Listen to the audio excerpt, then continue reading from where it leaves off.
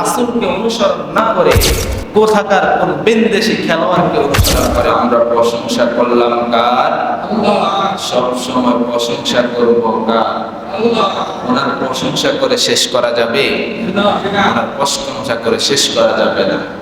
যদি সাগরের পানিগুলাকে কালি বানানো হয়, পৃথিবীর সকল গাছগুলাকে যদি কলম বানানো হয়, আর গাছের পাতাকে যদি খাতা বানানো হয়, তাহলে সাগরের পানি শেষ হয়ে যাবে, পৃথিবীর কলমগুলা গাছগুলা শেষ হয়ে যাবে, পৃথিবীর পাতাগুলা শেষ হয়ে যাবে। ওনার প্রশংসা করে শেষ করা যাবে না। ওনার প্রশংসা করে শেষ করা যাবে না।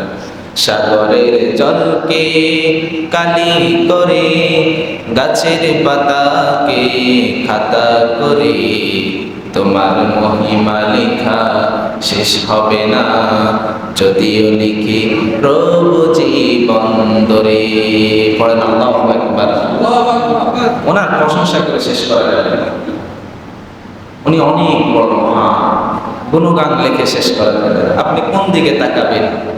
আপনি তাকাবেন আপনার শরীরের গুণগান। আপনার যে দেহটা দিল 3.5 বডি, ওই বডিটার মধ্যে আল্লাহ কি জিনিস সেট করে রাখছে, ওইগুলা যদি আপনি খুঁজে খুঁজে বাইর করেন, তারপরে গুণগান লিখে শেষ করতে পারবেন না। শরীরের যে গঠন, ওই গঠনটা যে আল্লাহ কিভাবে সেট আপ করছে, এই সেট আপটা নিয়ে চিন্তা করলে আপনি সারা জীবন চলে যাবে সেজদা দিয়ে, তারপর এটা সামান্যটুকু আদায় হবে না। সুবহানাল্লাহ। আল্লাহ এত সুন্দর করে আপনাকে বানালেন, এই জন্যই তো আল্লাহ 4টা জিনিসের কসম কেড়ে, 4টা জিনিসের কসম কেড়ে বললেন যে মানুষকে আমি সবচাইতে সুন্দর করে বানিয়েছি। ওয়াত-তিন ওয়াজ-যাইতুন ওয়া তুরি সিনিন ওয়া হাদাল বালাদিল আমিন। লাকাদ খালাকনাল ইনসান, মানুষকে আমি সবচাইতে সুন্দর করে বানিয়েছি। তিনের কসম, জাইতুনের কসম, ওয়া তুরি সিনিন, তুর পাহাড়ের কসম, ওয়া হাদাল বালাদিল আমিন, পবিত্র শহর মক্কা নগরীর কসম করে আল্লাহ বললেন যে লাকাদ খালাকনাল ইনসান, মানুষকে আমি সুন্দর করে তৈরি করছি, সৃষ্টি করছি। ওই মানুষ, ওই সৃষ্টি, যিনি সৃষ্টি করলেন, যিনি তাকে বানালেন, ওই রবকে অনুসরণ না করে,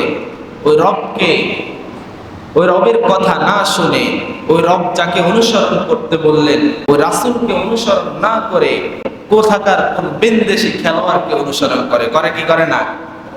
করে। এই যে ফুটবল খেলা আসতেছে, ফুটবল